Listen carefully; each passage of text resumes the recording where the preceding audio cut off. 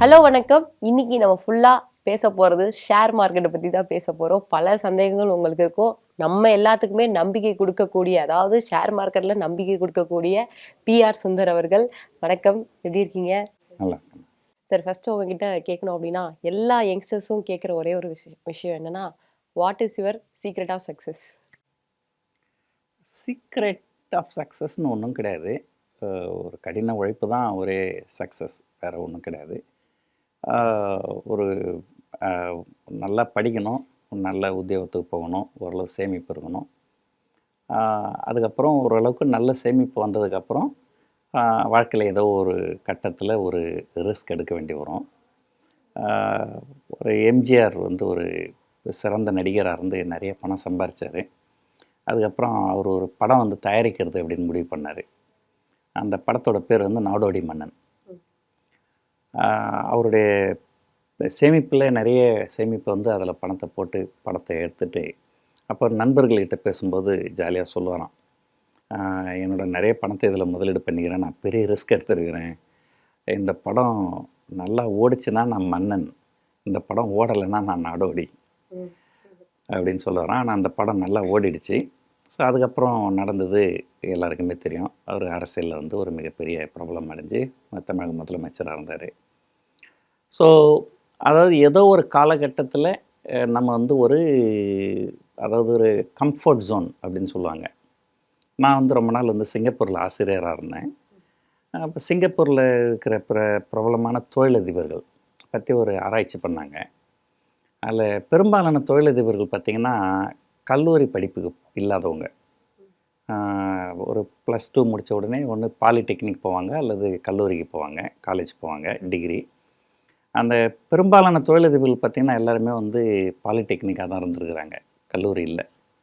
அது என்ன காரணம்னா, இப்போ சிங்கப்பூரில் வந்து நீங்கள் கல்லூரிக்கு போயிட்டிங்கன்னா ஒரு நல்ல வேலை கிடைக்கும். கல்லூரியில் படிக்கும்போது கூட படிக்கிற ஒரு பிள்ளையை கல்யாணம் பண்ணிக்கலாம், அந்த பிள்ளைக்கும் நல்ல வேலை கிடைக்கும். 2 பேரும் வேலைக்கு போனால் 2 பேருக்கு கை நிறைய சம்பளம் வரும். சம்பளம் வந்தோடனே ஒரு வீடு வாங்கிடலாம், கார் வாங்கிடலாம். அப்படி வந்து அவங்க லைஃப் வந்து ஒரு கம்ஃபர்டபுளாக போயிடும். இதே பாலிடெக்னிக் முடிச்சுட்டு வரவங்களுக்கு பெரும்பாலும் அந்த கம்ஃபர்ட் இருக்காது. அவங்களுக்கு எப்படின்னா ஏதோ ஒரு மினிமமாக குடும்பம் நடத்துகிற அளவுக்கு தான் வருமானம் வரும், பெருசாக வருமானம் வராது.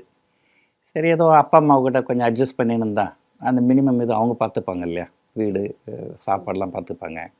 அப்போ என்ன பண்ணாங்க, சரி நமக்கு தான் ஒன்றும் மினிமம் தானே, நம்ம வந்து ஒரு ரிஸ்க் எடுத்து பார்ப்போமே அப்படின்னு சொல்லிட்டு ஏதோ ட்ரை பண்ணியிருக்கிறாங்க. அது சக்ஸஸ் ஆகி சிங்கப்பூரில் இருக்கிற பெரும்பாலான தொழிலதிபர்கள் வந்து காலேஜ் போனவங்க கிடையாது, பெரும்பாலும் பாலிடெக்னிக் தான். ஸோ அது காரணம் என்னென்னா வந்து ஒரு நல்ல உத்தியோகம் கிடைக்கும்போது, நல்ல சம்பளம் கிடைக்கும்போது நம்ம வந்து ஒரு கம்ஃபர்ட் ஜோனுக்கு போயிடுறோம். பரவாயில்ல, நமக்கு ஒரு வீடு இருக்குது, ஒரு கார் இருக்குது, போதும். நம்ம எதுக்கு போய் ஆனால் ஒரு தொழில் தொடங்கணும் அப்படின்னு சொன்னால் அதில் ரிஸ்க் இருக்குது, அந்த தொழில் நஷ்டம் அடையலாம். ஸோ அதெல்லாம் பல பிரச்சனைகள் இருக்குது. ஸோ அந்த மாதிரி வந்து ஒரு கம்ஃபர்ட் ஜோன்லேயே இல்லாமல் ஏதோ ஒரு காலகட்டத்தில் ஏதோ ஒரு ரிஸ்க்கு. ஸோ அந்த மாதிரி நான் வந்து ஏழ்மையான குடும்பத்தில் தான் பிறந்தேன். இருந்தாலும் ஒரு கடினமாக உழைச்சி படித்து வேலைக்கு போய் இந்தியாவில் வேலை செஞ்சால் நமக்கு தேவையான அளவுக்கு சேமிப்பு இருக்காது அப்படின்னு சொல்லிட்டு நான் வெளிநாட்டு வேலைக்கு போனேன். சிங்கப்பூரில் வேலைக்கு போயிருந்தேன். அங்கே பல ஆண்டுகள் உழைச்சி அதுக்கு என்ன வந்து ஒரு தேவையான ஒரு சேமிப்பு கேபிட்டல் அதை சேர்த்துட்டேன்.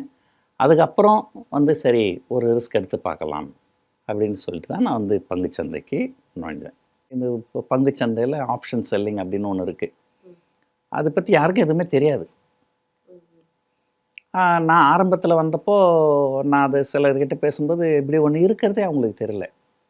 சரி, இதை வந்து நம்ம எஜுகேட் பண்ணுவோம், மக்களை வந்து எஜுகேட் பண்ணுவோம் அப்படின்னு சொல்லிட்டு அதுக்கப்புறம் நான் நிறைய எஜுகேட் பண்ணேன். எஜுகேட் பண்ண இன்ஃபேக்ட்டு என்னால் தான் இந்த ஆப்ஷன் செல்லிங் அப்படிங்கிற ஒரு கான்செப்ட் வந்து இந்தியாவில் மிக பிரபலமாக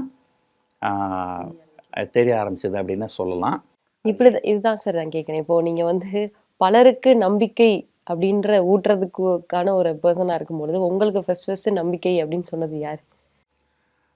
எனக்கு நம்பிக்கை அப்படின்னு எனக்கு அதாவது நீங்கள் ஒரு ப்ரிசைஸாக கேட்கணுன்னா நீங்கள் எப்படி கேட்கலாம், உங்களுக்கு மென்டார் அல்லது உங்களுக்கு குரு அல்லது உங்களுக்கு ரோல் மாடல் யாராவது இருக்காங்களான்னா இல்லை, எனக்கு இல்லை.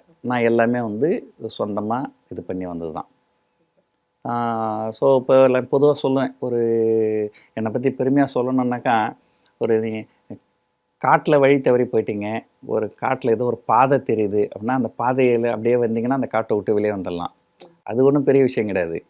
காட்டுக்குள்ளே போயிட்டு பாதையே இல்லாமல் நம்மளே சொந்தமாக ஒரு பாதையை அமைச்சு காட்டிலேருந்து வெளியே வரணும். ஸோ அந்த மாதிரி நான் காட்டில் மாட்டிக்கின்னு சொந்தமாக பாதையை அமைச்சு நான் வெளியே வந்தேன். இப்போது இந்தியாவில் இவ்வளோ பாப்புலேஷன் இருந்தாலும் ஒரு 5% கூட ஸ்டாக் மார்க்கெட்டில் இது பண்ண மாட்டாங்க. அது ஏன் சார்? பயப்படுறாங்க எல்லாரும். இன்னொன்று டிஸ்க்ளைமரே வந்துடுது, ஐயோ அதில் போயிடாதீங்கப்பா அப்படின்னு சொல்கிற அளவுக்கு ஒரு டிஸ்க்ளைமர் இருக்குது. இந்தியாவில் 140 கோடி மக்கள் இருந்தாலுமே அந்த 140 கோடி மக்கள்கிட்டையும் செலவுக்கு போக சேமிப்புன்றது கிடையாது. அப்படி ஒரு சேமிப்புன்னு இருந்தால் மட்டும்தான் அதை எங்கே முதலீடு பண்ணுறது அப்படிங்கிற ஒரு இது வரும். ஸோ இது வந்து ஒன்று. ரெண்டாவது, சேமிப்பு இருக்கிறவங்களும் அதீதமாக சேமிப்பு இருக்கிறவங்க, ஏதோ கொஞ்சமாக சேமிப்பு இருக்கிறவங்க. இந்த அதீதமாக சேமிப்பு இருக்கிறவங்க நம்ம எதுக்கு பங்குச்சந்தைக்கு போகணும்? பொதுவாகவே வந்து குறிப்பாக தென்னிந்தியர்கள் பார்த்திங்கன்னா அந்த காலத்துலேருந்து தங்கம் மற்றும் ரியல் எஸ்டேட் இது 2 இதில் வந்து அதிகமான ஒரு ஆர்வம் காமிப்பாங்க. பங்குச்சந்தை அப்படிங்கிறது வந்து அது கொஞ்சம் அதிகமான ரிஸ்க் இருக்குது அப்படின்னு நினைப்பாங்க. ஸோ நிறைய பேர் வந்து நிறைய சேமிப்பு இருக்குது, நம்மக்கிட்ட தான் நிறைய சேமிப்பு இருக்குது, 10 கோடி சேமிப்பு இருக்குது, நம்ம எதுக்கு போய் ரிஸ்க் எடுக்கணும், நம்ம பேங்க்கில் எஃப்டி போட்டுட்டு உட்காந்துன்னு இருந்தாலே நமக்கு தேவையான ஒரு ஒன்று வந்துடுமே, வேணும்னா ரியல் எஸ்டேட்டில் போடலாம், கோல்டில் போடலாம் அப்படின்னு போவாங்க. ஸோ பங்குச்சந்தைக்கு யார் வருவாங்கன்னா அவங்களோட சேமிப்பும் இருக்கணும், அவங்களுக்கு கொஞ்சம் ரிஸ்க் எடுக்கக்கூடிய மனப்பான்மையும் இருக்கணும். ஸோ அதனால தான் வந்து இந்த பங்குச்சந்தையில் வந்து இந்தியர்கள் வந்து அதிகமாக முதலீடு பண்ணுறதில்ல. மற்ற நாடுகளில் பார்த்திங்கன்னா ஃபஸ்ட்டு வந்து அவங்களுக்கு மற்ற நாடுகளில் வந்து கல்வி அறிவு அதிகமாக இருக்கும், லிட்ரஸி ரேட் அதிகமாக இருக்கும். அப்புறம் பங்குச்சந்தையில் முதலீடு பண்ணுறதுக்குன்னு இப்போ இங்கேனாக்கா நம்ம வந்து பங்குச்சந்தையில் எதுக்கு முதலீடு பண்ணோம், பேங்க்கில் எஃப்டி போட்டாலே 7% வட்டி வருது, 8% வட்டி வருது அப்படின்னு யோசனை பண்ணுவாங்க. மற்ற நாடுகள் பெரும்பாலும் வளர்ந்த நாடுகள்லாம் பார்த்திங்கன்னா வங்கியில் காசு வச்சுருந்திங்கன்னா வட்டியே வராது. எனக்கு ஒரு பேங்க் அக்கௌண்ட் இருக்குது சிங்கப்பூரில், நான் காசு வச்சுருக்கிறேன். எனக்கு வருஷத்துக்கு எவ்வளோ தெரியுங்களா வட்டி கொடுக்குறாங்க, 0.05. இங்கே 7% கொடுக்குறாங்க, அங்கே 0.05. ஸோ அதனால் என்ன பண்ணுறாங்க, அவங்க வந்து ஏதோ ஒரு இடத்துல நம்ம வந்து ஒரு ரிஸ்க் எடுத்து பண்ண வேண்டிய சூழ்நிலைக்கு தள்ளப்படுறாங்க. அது 2வது. 3வது, பல நாடுகள் வந்து அவங்க வந்து அதுக்குண்டான வசதிகளை ஏற்படுத்தி கொடுக்கு. சில நாடுகளில் வந்து நீங்கள் வேலை செய்கிறீங்க, நீங்கள் வேலை செய்யும்போது உங்களுக்கு ப்ராவிடென்ட் ஃபண்ட் இருக்கும். அந்த ப்ராவிடென்ட் ஃபண்டில் இருக்கிற காசை நீங்கள் வந்து பங்குச்சந்தையில் முதலீடு பண்ணலாம் அப்படின்லாம் பல நாடுகளில் வச்சுருப்பாங்க. அப்போ நம்ம சொந்தமாக கை விட்டு காசு கொடுக்கணும்னா, நான் வர சம்பளம் வந்து நமக்கு வந்து குடும்ப செலவே சரியாக இருக்குது, ஆனால் இந்த ஷேர் நல்லா இருக்குது நம்ம வாங்கலாம்னாக்கா ப்ராவிடென்ட் ஃபண்டில் இருக்கிற காசை எடுத்து கூட பங்குச்சந்தையில் முதலீடு பண்ணலாம். ஸோ அதனால் பல நாடுகளில் வந்து அது அதிகமாக இருக்கும். நம்ம நாட்டில் வந்து இது 5% இருக்கிறதே வந்து அதிகம்தான். இப்போது ஸ்டாக் மார்க்கெட்டை பொறுத்த வரைக்கும் சார், தியரியில் ஜெயிச்சாலும் லைவில் தோற்று போயிடுறோம் அப்படின்னு சொல்லி நிறையா பேர் கதறாங்க. இதை பற்றி என்ன சார் நினைக்கிறீங்க? இல்லை, பொதுவாக வந்து பங்குச்சந்தை அப்படின்னு சொன்னாலே ஒரு ஏற்ற இறக்கத்துக்கு உட்பட்டு தான். ஒரு சினிமா பாட்டு கூட வரும், ஒரு கதாநாயகி வந்து கதாநாயகனை பார்த்து பாடுவாங்க, பங்குச்சந்தையை போல் என்னை ஏற்றி இறக்குற அப்படின்னு சொல்லிட்டு. ஸோ பங்குச்சந்தை அப்படிங்கிறது வந்து ஒரு நிலையாக ஒரு நேராக இருக்காது, அது ஏற்றத்தாழ்வுகளுக்கு உட்பட்டது தான் அது. பெரும்பாலும் இங்கே வரவங்க வந்து எதனால் வந்து தோல்வி அடைகிறாங்கன்னா, வரும்போது ரொம்ப ஒரு அதீதமான எதிர்பார்ப்போடு வராங்க. ஸோ உங்களுக்கு அதீதமான எதிர்பார்ப்போடு வரும்போது உங்களுக்கு கொஞ்சம் ஏமாற்றம் இருக்கிறதுக்கு வாய்ப்புகள் இருக்குது. பங்குச்சந்தை பொறுத்த வரைக்கும் நீங்கள் வந்து ஒரு வங்கி வைப்பு நிதியில் வச்சிங்கன்னா ஒரு 7-8% கிடைக்குதுன்னா, இங்கே வந்தீங்கன்னா ஒரு 10-12% கிடைக்கலாம். இல்லை கொஞ்சம் ரிஸ்க் எடுத்து கொஞ்சம் ரிஸ்கியான ஸ்டாக்ஸ் வாங்கினீங்கன்னா 15-20 கூட கிடைக்கலாம். அது கூட வந்து கேரண்டி கிடையாது. சில காலகட்டங்களில் அதிகமாகவும் கிடைக்கும், சில காலகட்டங்களில் குறைவும் கிடைக்கும். ஸோ இங்கே வரவங்களாம் வந்து ஒரு எதிர்பார்ப்பு வந்து ஒரு அதிகமாக வராங்க. அது நம்பர் 1. 2வது வந்து ஒரு தகுந்த நாலேஜோடு இங்கே வர்றதில்லை. பெரும்பாலும் வந்து நண்பர்கள்கிட்ட கேட்குறாங்க என்ன ஷேர் வாங்கலாம் அப்படின்னு சொல்லிட்டு. ஸோ இந்த ஷேர் வாங்கு அப்படின்ட்டு அந்த மாதிரிலாம் வந்து நிறைய பண்ணுறாங்க. அது வந்து சரியாக போக மாட்டேங்குது. சில நேரங்களில் யூடியூப்பில் பார்க்குறாங்க. இப்போ இது நம்ம ஸோ சில இதெல்லாம் சில ஃபைனான்ஷியல் இன்ஃப்ளூயன்சர்ஸ்லாம் என்ன பண்ணுவாங்க, அவங்க கொஞ்சம் காசு வாங்கிக்கின்னு அவங்க வந்து சில ஸ்டாக்ஸ்லாம் வந்து ப்ரொமோட் பண்ணுவாங்க. ஸோ அந்த மாதிரிலாம் போய் மாட்டிப்பாங்க.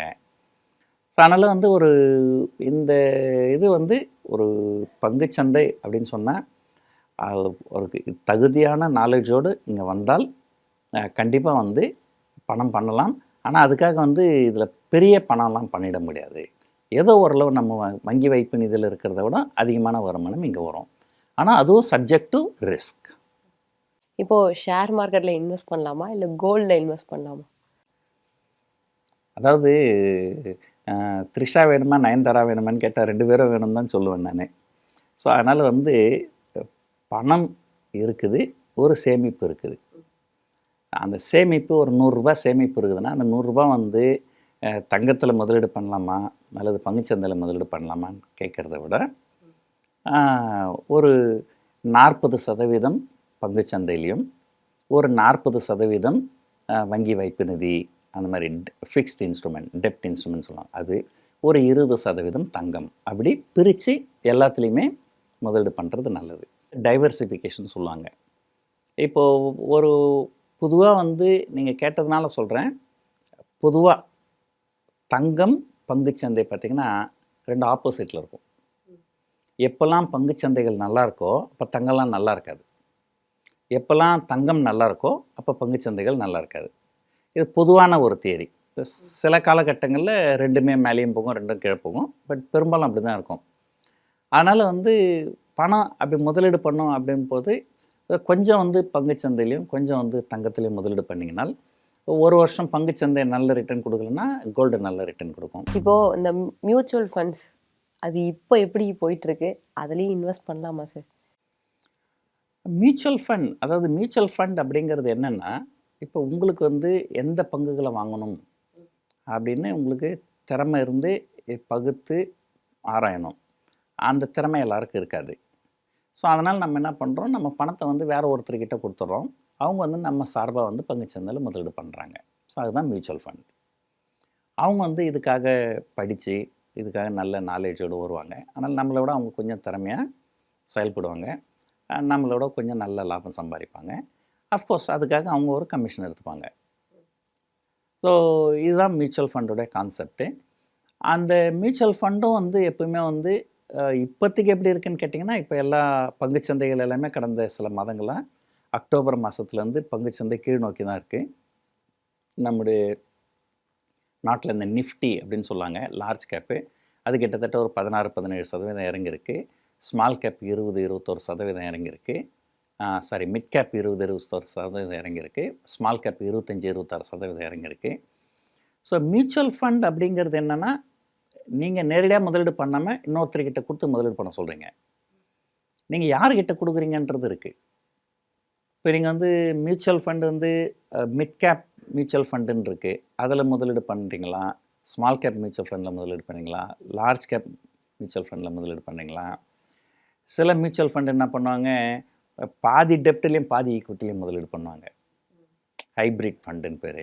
அதில் முதலீடு பண்ணிங்களான்னு பார்த்து அதுக்கேற்ற மாதிரி தான் வந்து ரிட்டர்ன். இப்போ பார்த்திங்கன்னா லார்ஜ் கேப்பில் முதலீடு பண்ணவங்களாம் கிட்டத்தட்ட ஒரு 15-16% டவுனில் தான் இருக்கும் இப்போது, போன அக்டோபர்லேருந்து. மிட் கேப் ஸ்மால் கேப்னால் உங்களுக்கு 25% கூட ட்ரா டவுன், அது குறைஞ்சிருக்கும். இப்போ பங்குச்சந்தைகள் கீழே இருக்கிறதுனால எல்லா மியூச்சுவல் ஃபண்டுமே வந்து மோசமான நிலையில் தான் இருக்குது.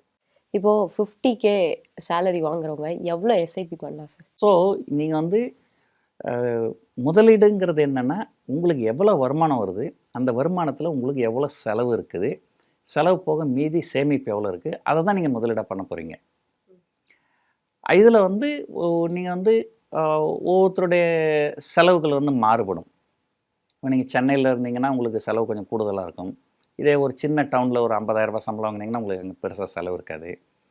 ஸோ அதே நேரத்தில் வந்து ஒரு முதலீடு பண்ணணும் அப்படிங்கிறதுக்காக நம்ம வாயை கட்டி வயிற்றை கட்டி அப்படியும் பண்ணக்கூடாது. ஸோ இருக்கிறது ஒரு வாழ்க்கை, அந்த வாழ்க்கை நம்ம வந்து முழுமையாக அனுபவிக்கணும். ஸோ அதனால் அந்தந்த வயசில் எதை எதை அனுபவிக்கணுமோ அதை அனுபவிக்கணும். ஆனா நீங்க ஃபர்ஸ்ட் ஸ்டார்டிங்லேயே சொன்னீங்க குறுகிய காலத்துல எப்படி சம்பாதிக்கணும் அப்படின்னு தான் எல்லாருமே ஓடுறாங்க அப்படின்னு. ஏன்னா இப்போ வந்து பாத்தீங்க அப்படின்னா சார் மோஸ்ட்லி அப்போ கரெக்டா இருந்தவங்க எல்லாருமே இப்போ நல்லா சம்பாதிச்சிட்டாங்க, செட்டில் ஆயிட்டாங்க. இப்போ உள்ள ஜென்ரேஷனுக்கு என்ன தோணும் அப்படின்னா நம்மளும் அவங்கள மாதிரி ஆகணும் அப்படின்றது. அப்போ காம்படிஷன் அதிகமாயிருச்சு. இவங்களுக்கு என்ன சார் சொல்றது? எல்லாருக்கும் இந்த கார் வாங்கணும் அப்படின்ற மாதிரி ஒரு ஆசை எல்லாருக்குமே இருக்கும். ஸோ அதான் பேசிக் ஏர்ன்ல இருக்கவங்க கார் வாங்கணும் அப்படின்னு நினைக்கிறாங்கன்னா அதை எப்படி தேர்வு செய்யறது? ஏன்னா அந்த இஎம்ஐன்னு கட்டி ரொம்ப கஷ்டப்படுறாங்க அப்படின்றதே சொல்லலாம். நிறைய பேர் புலம்புறது இஎம்ஐ அப்படின்னு தான் சொல்றாங்க. இல்லை, அதை நான் ஏற்கனவே சொன்ன மாதிரி இப்போ ஒருத்தர் வந்து உங்கள் ஆஃபீஸில் 2 இளைஞர்கள் வேலை செய்கிறாங்க. ஒருத்தர் வந்து கார் வாங்கலை, அவர் எஸ்ஐபி பண்ணுறாரு பங்குச்சந்தையில். இன்னொருத்தர் கார் வச்சுங்கிறாரு. 2 பேரும் உங்களுக்கு ப்ரப்போஸ் பண்ணால் யாரை ஏற்றுப்பீங்க நீங்கள்? இல்லை சார், சிங்கிளாகவே இருந்துடலாம். ஸோ எதுக்காக இதை சொல்ல வரேன்னா, ஒரு வாழ்க்கை அப்படிங்கிறது வந்து வெறும் நம்ம சம்பாதிக்கிறோம், பணத்தை சேமிக்கிறோம், அத்தோடு நின்றுறதில்ல. ஸோ வாழ்க்கையில் வந்து பலருக்கு பல தேவைகள் இருக்குது. ஒரு ஒரு ஒரு இளைஞன் வேலைக்கு போகிறான் அப்படின்னும்போது, நம்ம ஒரு நல்ல பைக் வாங்கினாக்கா நம்ம ஒரு அழகான பொண்ணு நமக்கு கேர்ள் ஃப்ரெண்டாக கிடைப்பா அப்படி, அது தப்பு இல்லையே. அதில் என்ன, ஒரு கார் வாங்கினா நல்லது அப்படின்னு நினைக்கலாம். ஸோ எதுவுமே தப்பு கிடையாது. ஆனால் அதுக்கு வந்து உங்களுக்கு ஒரு அஃபோர்டபிலிட்டி. இப்போ ஒரு வேலைக்கு போகிறீங்க, சம்பாதிக்கிறீங்க, கார் வாங்கணும்னு ஆசைப்பட்றீங்க, தப்பு இல்லை. ஆனால் ஒரு வேளை இந்த வேலை போயிடுச்சுனால் நமக்கு இன்னொரு வேலை கிடைக்குமா? அப்போது இந்த வேலை போயிடுச்சு, நமக்கு வேறு வேலை கிடைக்காதுன்ற சூழ்நிலை இருக்குதுனாக்கா, அப்போ இந்த இஎம்ஐ நம்மளால் கட்ட முடியுமா? ஸோ அதெல்லாம் நீங்கள் சேஃப்டி அதெல்லாம் பார்த்துக்கின்னு கார் வாங்குறது வந்து எனக்கு தெரிஞ்ச ஒன்றும் தப்பு கிடையாது. நான் என் லைஃப்பில் இது வரைக்கும் 11 கார் வாங்கியிருக்கிறேன். கார் வாங்குறது தப்பு கிடையாது. அந்த கார் வாங்குறதுக்கு உங்களுக்கு தகுதி இருக்கா? அதுக்கு உண்டான வருமானம் உங்களுக்கு இருக்கா? அது பேக்கப் இருக்கா? அது இருந்தால் எதுவுமே தப்பு கிடையாது. இப்போ நீங்கள் சொன்னது தான் சார், இப்போது எப்போ வேலை போகணுன்னே தெரியாது, மெயிலை செக் பண்ணிட்டே இருக்கணும் அப்படின்ற மாதிரி தான் ஒரு சுச்சுவேஷனில் ஓடிட்டுருக்கு. இப்படி இருக்கும்போது இந்த பிஸ்னஸ் ஸ்டார்ட் பண்ணுறவங்க இருக்காங்கள்ல, அவங்களுக்கு ஒரு ஐடியானா என்னவா இருக்கும்? இல்லை, பிஸ்னஸ்ங்கிறது வந்து எப்படின்னாக்கா வந்துங்க, ஒரு எத்தனையோ பிஸ்னஸ் இருக்குது. ஸோ எல்லா பிஸ்னஸ்லையும் நான் எக்ஸ்பர்ட்டாக இருக்க முடியாது. ஸோ ஆனால் எத்தனையோ மரங்கள் இருக்குது. ஆனால் எத்தனை மரங்கள் இருந்தாலும் அது எல்லாத்துக்கும் காமனாக இருக்கிறது வேர். ஸோ அந்த மாதிரி வந்து எத்தனையோ பிஸ்னஸ் இருக்குது. ஒவ்வொருத்தருக்கு ஒரு ஒரு தொழிலில் வந்து ஒரு எக்ஸ்பர்டைஸ் இருக்கும். எனக்கு யூடியூப் பண்ண தெரியும், ஸோ நான் பண்ணுறேன். எனக்கு பங்குச்சந்தை தெரியும். ஸோ யார் யாருக்கு பண்ணுறாங்க. ஆனால் எது செஞ்சாலும் வந்து நான் ஏற்கனவே உங்ககிட்ட சொன்ன மாதிரி பணம் சம்பாதிக்கிறதுக்காக பண்ணாமல், ஏதோ ஒரு பிரச்சனைக்கு, ஒரு சமூகத்தில் இருக்கிற ஏதோ ஒரு பிரச்சனைக்கு நான் தீர்வு காண்றேன் அப்படின்ற அளவுக்கு போனால் உங்களுடைய சக்ஸஸ் வந்து ஒரு மிகப்பெரிய லெவலில் இருக்குது. இப்போ அதான் நான் கேட்குறேன், இப்போது யாரெல்லாம் ஸ்டார்ட் பண்ணலாம்? ஏன்னா இப்போது பேக்கப் அமௌண்ட் இருக்குது, அவங்க ஸ்டார்ட் பண்ணால் பிரச்சனை கிடையாது. இவங்க என்ன பண்ணுறாங்க, யார்கிட்டயாவது வாங்குவோம், கைமாத்தா வாங்கிட்டு ஸ்டார்ட் பண்ணுவோம், அப்படியே மாறி மாறி மாறி போய் கடைசியில் பெருசாக மாட்டுறாங்க. ஸோ யார் ஸ்டார்ட் பண்ணால் கரெக்டாக இருக்கும்? இல்லை, கண்டிப்பாக. அதாவது நீங்கள் எந்த ஒரு தொழில் தொடங்கினாலுமே அந்த நான் இது சொன்ன மாதிரி ஒரு தொழில் தொடங்குறோம்னா, இந்த தொழில் நஷ்டமடைந்தால் என்ன பண்ணுறது? இப்போ ஒரு உதாரணத்துக்கு பார்த்தீங்கன்னா, இன்ஃபோசிஸ் நாராயணமூர்த்தி, அவருடைய மனைவி 2 பேருமே வந்து ஒரு கம்பெனியில் வேலை செய்கிறாங்க. டாட்டா மோட்டார்ஸ்னு இருக்குது. அந்த காலத்தில் இது பேர் டெல்கோன்னு போடுறாங்க. டாட்டா எலக்ட்ரிக் லோக்கோமோட்டிவ்னு சொல்லுவாங்க. அந்த கம்பெனியில் தான் வேலை செய்கிறாங்க. அப்போ வந்து இவருக்கு நாராயணமூர்த்திக்கு வந்து ஒரு தொழில் தொடங்கணும்னு ஒரு ஆசை. அப்போ ஒரு மனைவி கிட்ட போய் கேட்குறாரு, எனக்கு தொழில் தொடங்கணும்னு ஆசையாக இருக்குது, நீ என்ன சொல்கிற இதை பற்றி? அப்படின்னா அவங்க சொல்கிறாங்க, சரிங்க, நீங்களும் வேலை செய்கிறீங்க, நானும் வேலை செய்கிறேன், உங்களுக்கும் சம்பளம் வருது, எனக்கும் சம்பளம் வருது, நீங்கள் தொழில் தொடங்கணும்னு ஆசைப்பட்றீங்க, நீங்கள் போங்க, தாராளமாக வேலையை விட்டுட்டு தொழில் தொடங்குங்க, நஷ்டமானாலும் அதை பற்றி கவலைப்படாதீங்க, நான் இருக்கிறேன், நான் வேலைக்கு போகிறேன், நான் சம்பாதிக்கிறேன், குடும்பத்தை நான் பார்த்துப்பேன். ஸோ அவங்க கொடுத்த அந்த தைரியம்தான் நாராயணமூர்த்தி வந்து தைரியமாக அந்த வேலையை விட்டுட்டு அந்த ஒரு தொழில் தொடங்கினார். இன்றைக்கி ஒரு இந்தியாவில் ஒரு மிக பிரபலமான ஒரு தொழில் இது பண்ணுறது உங்களுக்கு தெரியும். ஸோ அந்த மாதிரி உங்களுக்கு என்ன பேக்கப், அந்த பேக்கப் வந்து மனைவி கிட்டேருந்து தான் வரணும்னு அவசியம் கிடையாது. ஒரு மனைவிக்கு கணவன் கிட்டேருந்து வரலாம், ஒருத்தருக்கு அப்பா அம்மா கிட்டேருந்து வரலாம், வேறு யார்கிட்டேருந்து வரலாம். ஸோ ஆனால் அந்த இடத்துல என்ன பாயிண்ட்டுனா, நான் வந்து ஒரு தொழில் தொடங்க போகிறேன், அந்த தொழில் நலிவடைஞ்சிட்டா என்ன? அப்படின்ற ஒரு கேள்வி இருக்குது. ஸோ அதுக்கு தான் வந்து அந்த பேக்கப் வந்து பார்க்கணும். நீங்கள் எந்த பேக்கப் இருந்தால் நம்ம எப்படி பண்ணலாம் அப்படின்றது கண்டிப்பாக வந்து அது பேக்கப் இல்லாமல் அதை எந்த ஒரு செயல் செஞ்சாலுமே இது சரியாகவும் போகிறதுக்கும் வாய்ப்பு இருக்குது, தவறாகவும் போகிறதுக்கு வாய்ப்பு இருக்குது. தவறாக போனால் நம்ம என்ன பண்ணணும் அப்படிங்கிற ஒரு பிளான் பி வந்து கண்டிப்பாக நமக்கு இருக்கணும். எஃபிஐ சேல்ஸ் ஆஃப் ஈக்விட்டிஸ் அப்படின்னா என்னங்க சார்? எஃபிஐ அதாவது வந்து இந்தியாவில் வந்து பங்குச்சந்தை இருக்குது. பங்குச்சந்தையில் வந்து பலர் முதலீடு பண்ணுறாங்க. இதில் முதலீடு பண்ணுறவங்கன்னு பார்த்தீங்கன்னா குறிப்பாக வந்து 3 வகையான மக்கள் இருப்பாங்க. ஒன்று வந்து நம்மளை மாதிரி சிறு முதலீட்டாளர்கள், நாம் வந்து நேரடியாக முதலீடு பண்ணுறது ஒன்று, சிறு முதலீட்டாளர்கள் சொல்லலாம். இன்னொன்று வந்து நமக்கு முதலீடு பண்ண தெரியாது அப்படின்னு சொல்லிட்டு நம்ம என்ன பண்ணோம், மியூச்சுவல் ஃபண்டுக்கிட்ட காசை கொடுத்துறோம். அவங்க வந்து முதலீடு பண்ணுவாங்க. அவங்க வந்து டொமஸ்டிக் இன்ஸ்டிடியூஷனல் இன்வெஸ்டர்ஸ்னு சொல்லுவாங்க அவங்கள. இந்த டொமஸ்டிக் இன்ஸ்டிடியூஷனல் இன்வெஸ்டர்ஸ் இது பார்த்திங்கன்னா பெரும்பாலும் மியூச்சுவல் ஃபண்டு தான். மியூச்சுவல் ஃபண்டு இல்லாமல் சில இன்சூரன்ஸ் கம்பெனிங்க, சில இன்சூரன்ஸ் கம்பெனிங்களாம் என்ன பண்ணாங்க, நீங்கள் எனக்கு மாதம் ஒரு 10,000 ரூபாய் ப்ரீமியம் கொடுங்க, உங்களுக்கு ஏதாவது ஒன்று ஆச்சுன்னா நாங்கள் ஒரு 1 crore கொடுக்குறோம் அப்படின்னு கவரேஜ் கொடுப்பாங்க. அந்த இன்சூரன்ஸ் ப்ரீமியம்லாம் கலெக்ட் பண்ணுறாங்க இல்லையா? அப்போ அந்த இன்சூரன்ஸ் ப்ரீமியத்தெலாம் அவங்க அப்படியே வச்சுருந்தாங்கனாக்கா நாளைக்கு யாராவது இறந்துட்டா எப்படி காசு கொடுக்க முடியும்? அந்த பணத்தை வந்து அவங்க வந்து லாபகரமாக எங்கேயாவது முதலீடு பண்ணணும். அவங்க வந்து பங்குச்சந்தையில் முதலீடு பண்ணுவாங்க. ஸோ பொதுவாக வந்து இந்த மியூச்சுவல் ஃபண்ட்ஸு அந்த இன்சூரன்ஸ் கம்பெனிஸ் இவங்க 2 பேரும் தான் வந்து டொமஸ்டிக் இன்ஸ்டிடியூஷனல் இன்வெஸ்டர்ஸ் சொல்லுவாங்க. 3வது வந்து வெளிநாட்டு முதலீட்டாளர்கள். வெளிநாட்டு முதலீட்டாளர்கள் வந்து ஃபாரின் போர்ட்ஃபோலியோ இன்வெஸ்டர் அப்படின்னு சொல்லுவாங்க. ஸோ இந்திய முதலீட்டாளர்கள் நேரடியாக முதலீடு பண்ணுறது, இந்திய முதலீட்டாளர்கள் மியூச்சுவல் ஃபண்ட் மூலமாகவும் இன்சூரன்ஸ் கம்பெனியும் அவங்க 2வது. 3வது வந்து வெளிநாட்டு முதலீட்டாளர்கள். ஸோ இந்த எஃபிஐ அப்படின்னு நீங்கள் சொல்கிறது வந்து ஃபாரின் போர்ட்ஃபோலியோ இன்வெஸ்டர்ஸ், அதாவது வெளிநாட்டு முதலீட்டாளர். எல்லாம் ஓகே சார். உங்களுடைய யூடியூப் ஜேர்னி, இதை யூடியூப் ஆரம்பிக்கலான்னு சொல்லி யார் சொன்னது உங்கள்கிட்ட? இல்லை நீங்களா தான் ஸ்டார்ட் பண்ணதா? அது ஒரு சுவாரஸ்யமான கதை. அது என் பையன் வந்து ரொம்ப நல்லா படித்தான். சென்னையில் கிண்டியில் இருக்கிற அண்ணா யூனிவர்சிட்டி அதில் வந்து கம்ப்யூட்டர் படித்தான். மெரிட்லேயே சீட்டு கிடச்சிது. நாங்கள் வந்து we belong to forward community. அந்த ஃபார்வர்ட் கம்யூனிட்டின்றதுலாம் உங்களுக்கு ரிசர்வேஷன்லாம் கிடையாது. இருந்தாலும் அவனுக்கு மெரிட்லேயே சீட்டு கிடச்சிது. ஸோ எல்லா அப்பா அம்மா மாதிரியும் எனக்கும் என் ஒய்ஃபுக்கும் நம்ம பையன் வந்து கம்ப்யூட்ரு படிச்சுட்டு அப்படியே அமெரிக்காவில் போய் எம்எஸ் பண்ணிவிட்டு அப்படி கூகுளில் வேலை செய்யணும் அப்படின்னு தான் ஆசை. ஆனால் பையனுக்கு வந்து வேலைக்கு போகிற ஐடியாவே கிடையாது. அவனுக்கு வந்து அவனுடைய நண்பன் ஒருத்தன் மூலமாக ஒரு யூடியூப், அவனுடைய நண்பன் ஒருத்தன் வந்து இந்த மொபைல் ஃபோன்லாம் வந்ததுன்னா அந்த மொபைல் ஃபோன்லாம் ரிவ்யூ பண்ணுற யூடியூப் சேனல் ஒன்று வச்சிருந்தான். அவனை கூட சேர்ந்து இவனுக்கு வந்து இந்த யூடியூப்பில் தான் ஒரு இன்ட்ரெஸ்ட்டு. ஸோ அதுக்கப்புறம் என்ன பண்ணால் படிப்பு முடிச்சுட்டு கொஞ்ச நாள் அந்த நண்பன்கிட்டே கொஞ்ச நாள் வேலை செஞ்சுட்டு அதுக்கப்புறம் இவனே சொந்தமாக ஒரு யூடியூப் சேனல் ஆரம்பித்தான். யூடியூப் சேனல் நல்லா போச்சு. அப்போ தான் கரோனா வைரஸு, அப்போ நிறைய பேருக்கு ஃப்ரீ டைம் இருந்தது. அப்போ நான் கொஞ்சம் நாளாகவே வந்து எனக்கு ஒரு யூடியூப் சேனல் நடத்துறதுக்கு ஹெல்ப் பண்ணு அப்படின்னு என் பையன்கிட்ட கேட்டுருந்தேன். அவன் இல்லை என்னோடய யூடியூப் சேனலுக்கே எனக்கு டைம் பத்தலை, நான் உனக்கு உதவியெல்லாம் பண்ண முடியாது அப்படின்னு சொல்லிட்டான். அப்போ தான் இந்த கரோனா வைரஸ் வந்தது. கரோனா வைரஸ் வந்த உடனே யாரும் வெளியே போக முடியாது. இந்த மொபைல் ஃபோன்லாம் எதுவும் லான்ச்லாம் பண்ணல. லான்ச்சிங் செரமனிலாம் வெளியே போகணும் இல்லையா, அதெல்லாம் எதுவுமே நடக்கலை. அந்த லான்ச்சிங் செரமனிலாம் எதுவும் நடக்கலைன்றதுனால அவனோட சேனல் வந்து கொஞ்சம் ஃப்ரீயாக இருந்தது. அவனுக்கு வேலை அதிகமாக இல்லை. அப்போ என்கிட்ட சொன்னால், சரி எனக்கு இப்போ ஒன்றும் வேலை இல்லை, உனக்கு நான் ஹெல்ப் பண்ணுறேன், என்ன பண்ணணும்னு சொல்லிட்டு. So it was my son who started this channel. ஆமாம், நான் பேசுகிறது மட்டும்தான் இருந்தது, மீதியெல்லாம் கேமரா எடிட்டிங் எல்லாமே என் பையன் தான் பண்ணான். அதுக்கப்புறம் என்னுடைய யூடியூப் சேனல் வந்து ரொம்ப ஃபேமஸாக வந்துடுவே.